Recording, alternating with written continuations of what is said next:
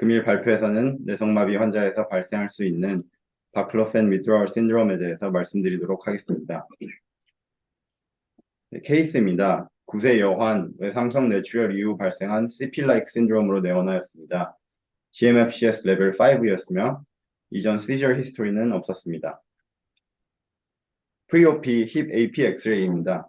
바이라테럴 콕사 발갑 및 라이트 힙의 디슬로케이션 소견이 있습니다. 좌측으로 펠빅 틸팅된 소견도 볼 수 있습니다. 프리오피 홀스파인 AP 엑스레이에서는 thoracolumbar scoliosis 관찰되고 있습니다. 피지컬 examination상 우측 힙의 abduction limitation, 양측 popliteal angle 증가, 양측 아킬레스 타이트니스 증가, 타이트니스 소견 관찰되었습니다. 프리오피 torsional CT상 left femur의 안테버전은 42도, right femur의 안테버전은 33도로 증가되어 있는 것을 확인할 수 있었습니다. 프로블럼 리스트로는 right hip의 dislocation, 양측의 increased femoral anteversion, increased popliteal angle, equinus deformity, 그리고 thoracolumbar scoliosis가 있었습니다.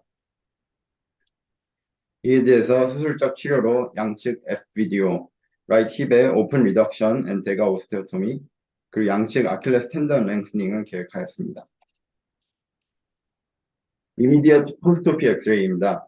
수술 후 양측 femur varization 된 소견 및 right hip 잘 리덕션 되어 있는 것을 확인할 수 있습니다. POD 1년 10개월째 right hip reduction 여전히 잘 유지된 것을 확인할 수 있습니다. 환자의 수술 전 어드미션 코스에 대해서 말씀드리겠습니다.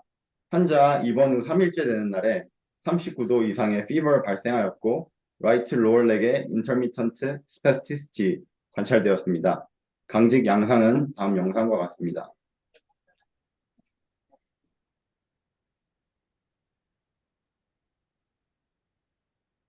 네, 상기 소견에 대한 감별 진단으로 seizure 및 인펙션을 생각해 보았고 또한 강직과 fever를 둘 다 설명할 수 있는 바클로펜 withdrawal 신드롬에 대해서도 의심해 보았습니다.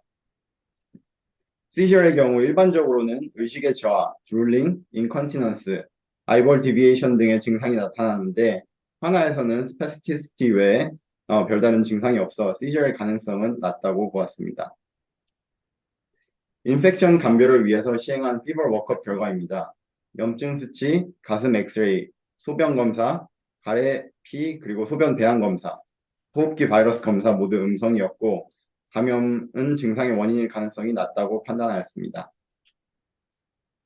drug withdrawal에 대한 감별을 위해서 메디케이션 리뷰를 하였고 바클로펜이 입원 후 이틀간 오리지널 용량인 15mg QID가 아닌 5mg TID로 투약되고 있었다는 것을 발견하였습니다. 그리고 소아과 상의하에 바클로펜을 기존 투여 용량이던 15mg QID로 증량하였습니다. 바클로펜 증량한 지 이틀 후부터 발열 및 강직 소견 모두 호전되었습니다.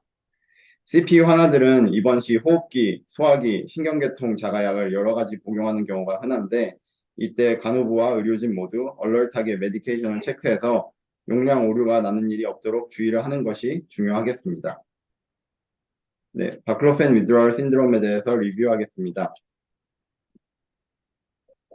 바클로펜은 주로 CNS의 프리시냅틱 뉴런에서 가바비 리셉터 아고니스트로 작용하여 뉴로트랜스미터 릴리스를 억제하며 뇌성마비, 외상성 뇌손상, 멀티플 스클레로시스 등에서 스파스티시티를 억제하기 위한 치료제로 쓰입니다.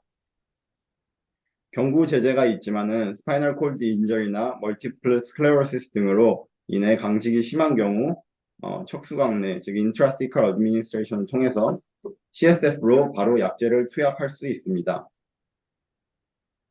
오랄 바클로펜의 경우 도징은 하루 5mg부터 시작하여 증상이 조절될 때까지 3일마다 5mg씩 증량할 수 있습니다. 맥시멈 도수는 하루 80mg입니다. 바클로펜을 끊거나 급격히 용량을 줄이게 되면 금단 증상이 나타나게 되는데 오랄 제제의 경우 금단 증상이 비교적 마일드하며 인트라시컬 제제의 경우 금단 증상이 severe하고 때로는 life-threatening 할 수도 있다고 알려져 있습니다. 바클로펜 withdrawal 신드롬의 리스크 팩터로는 긴 투약 기간, 많은 투약 용량, 단기간에 약제를 끊는 경우, 척수광내로 직접 투약하는 경우 등이 있습니다. 바클로펜 금단 증상으로는 스패스티시티 악화, 피버, 하이퍼리플렉시아가 대표적이며 이외에도 위크니스, 딜리리움, 시저, 가려움, 자율신경계 이상 등이 있습니다.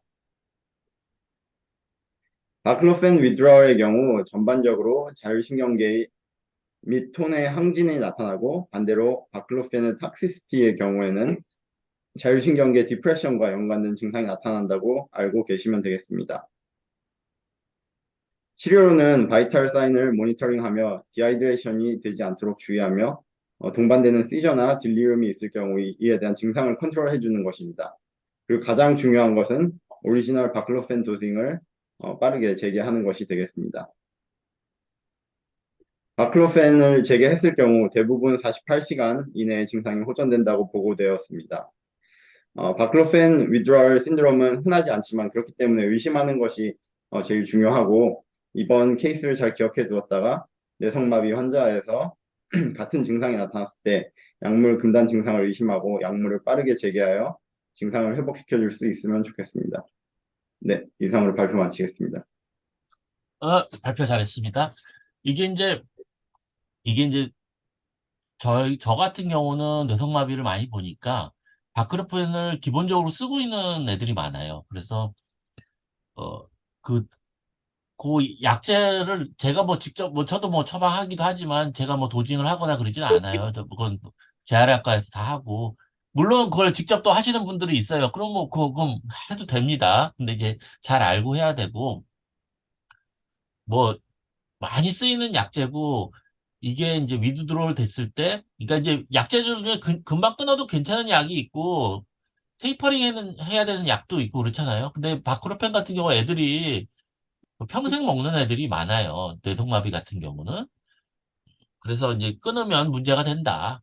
뭐그 정도만 알고 계시고 오랄 제제는 뭐 아무래도 마일드하겠죠. 근데 이제 가끔 이제 바크로펜 펌프를 가지고 있는 애들이 있는데 펌프가 고장이 날 수가 있잖아요.